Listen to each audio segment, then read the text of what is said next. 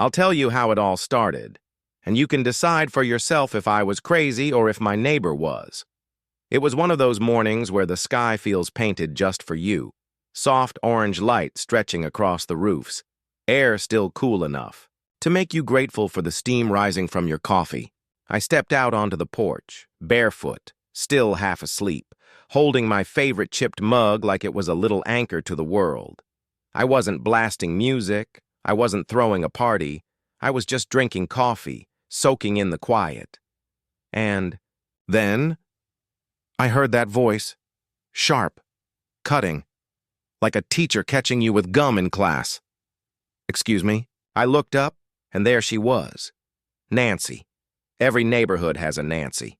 Clipboard in hand, lips pinched like she was sucking on a lemon, walking toward me with this strut that said she owned not just her yard, but everyone else's too. She didn't even bother with a good morning. She just pointed at my mug and said, "You can't do that." At first I thought she meant something else. "Do what?" I asked. She tilted her head at my coffee like it was contraband. "You can't drink that out here, not in the front yard." I actually laughed. I couldn't help it. "It's just coffee." Her face didn't move an inch. She lifted a paper from her clipboard, already filled out, already signed, like she had been waiting for this moment. Violation notice. As per community guidelines, front yards must remain free of unsightly behaviors.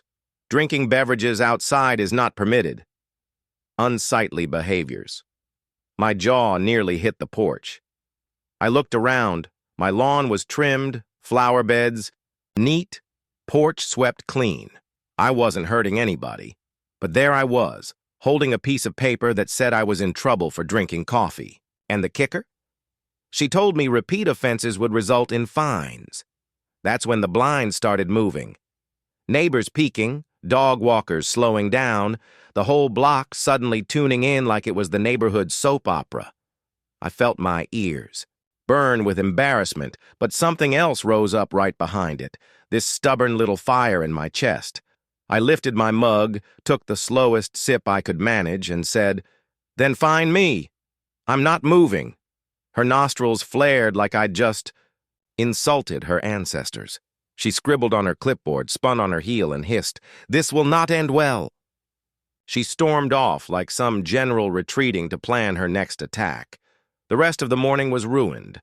My coffee tasted bitter. My porch felt smaller, like it had been invaded. My spouse came out, asking what happened, and when I showed them the paper, they just stared at me like, "You've got to be kidding." But word travels fast in a neighborhood like ours. By noon, everybody knew. Mr. Grayson across the street called out while trimming his hedges. "What'd Nancy get you for this time?" I muttered. "Coffee." He froze, shears mid-air, and burst into laughter. And then the stories came out. Mrs. Lee with her little terrier, she'd been cited for having a garden gnome. Too whimsical, apparently. The Parkers? They'd been told their curtains were the wrong shade of beige. Another guy got dinged because his kid left a bicycle in the yard overnight. It wasn't just me. Nancy had been running this place like her personal kingdom, and everyone had a story. Some laughed it off, but others, you could see the fear in their eyes. They lowered their voices when they spoke, glancing toward her house at the end of the cul-de-sac like she might appear out of thin air. That afternoon, I sat back on the porch with my spouse. This time, we both had mugs in hand, a little act of defiance. Sure enough, Nancy came marching down the street again, but this time she brought backup, 2 HOA board members following like soldiers. She pointed her finger at me like she was delivering a verdict. "You were warned. This is your second violation. That's a $100 fine." One of the board guys shifted nervously like he wanted to say something, but she cut him off with a snap. "Rules are rules." I stood up, heart hammering, but I kept my voice steady. "Show me where it says coffee is forbidden. Show me in the bylaws." And for the first time, I saw it. The hesitation. She shuffled through her papers with this exaggerated authority, flipping pages like she was trying to buy time, but she never once pulled out the actual bylaws. The crowd of neighbors grew thicker, leaning against fences, standing in driveways, watching like an audience. And I realized in that silence, she only had power if people believed she did. I repeated myself, firm and loud enough for everyone to hear. Until you prove it's against the rules, I'll drink coffee here every morning. She flushed red, gathered her little entourage, and stormed away. But as she left, she hissed, "This isn't over!" That night, I couldn't shake it. It wasn't just about coffee anymore. It was about control, about how one person had managed to twist fear into power. So the next morning, I walked down to the community center, where the HOA stored their records. I asked a volunteer if I could see the bylaws. She eyed me carefully. "Nancy didn't send you, did she?"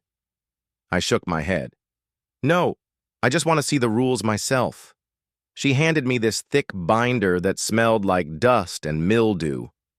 I sat by the window and combed through every section. Parking rules, lawn, care, architecture guidelines, but nowhere, absolutely nowhere, did it say anything about coffee, or drinks, or unsightly behaviors like that. Nothing. As I was taking photos of the pages with my phone, I heard a voice behind me. It was one of the board members who had stood behind Nancy the day before, the nervous one. He leaned in and whispered, "She's creative with the rules." Most of us don't agree, but people are scared. She files complaints, sends letters, even threatens jobs. Nobody wants the hassle. That's when it hit me. This wasn't about bylaws. It was about fear. So I went home with copies of the bylaws, stuffed in my bag, rehearsing what I'd say the next time she showed up.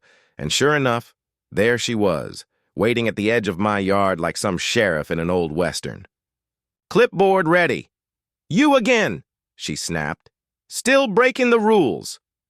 I set my coffee cup on the railing, pulled the binder from my bag, and held it high. "Funny thing," I said. "I read the rules, every page, and guess what? There's nothing in here about coffee." For the first time, she faltered. But the next morning, she escalated.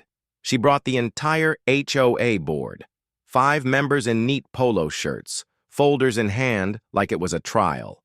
Neighbors poured out of their homes to watch. She declared, "You've left me no choice.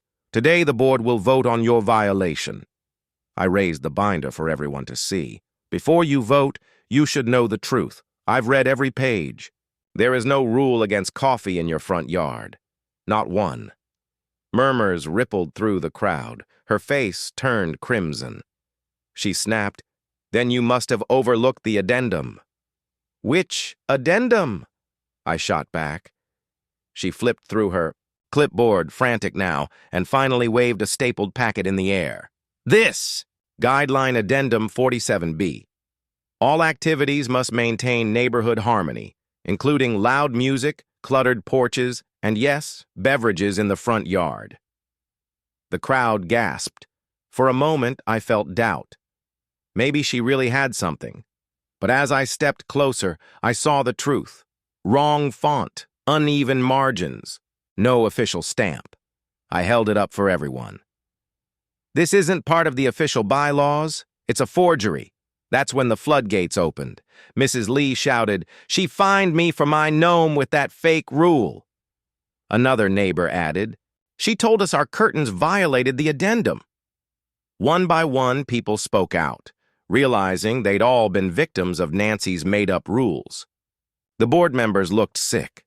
The nervous one finally stepped forward and said, "Nancy, we need to talk, now." They pulled her aside, and for the first time in months, I felt the street take a breath. That evening, something amazing happened. Instead of hiding behind blinds, neighbors dragged out folding chairs, kids rode bikes, people laughed in driveways. The block felt alive again. And Nancy's house? Curtains drawn, lights off, a fortress of silence. The next day, the board held an emergency meeting, not in some stuffy office, but right there on Mr. Grayson's lawn. The turnout was huge. People who hadn't spoken in years came together, united by the same frustration. The board admitted the truth. None of Nancy's addendums were official. She had acted alone. They called a vote, and it was swift, unanimous.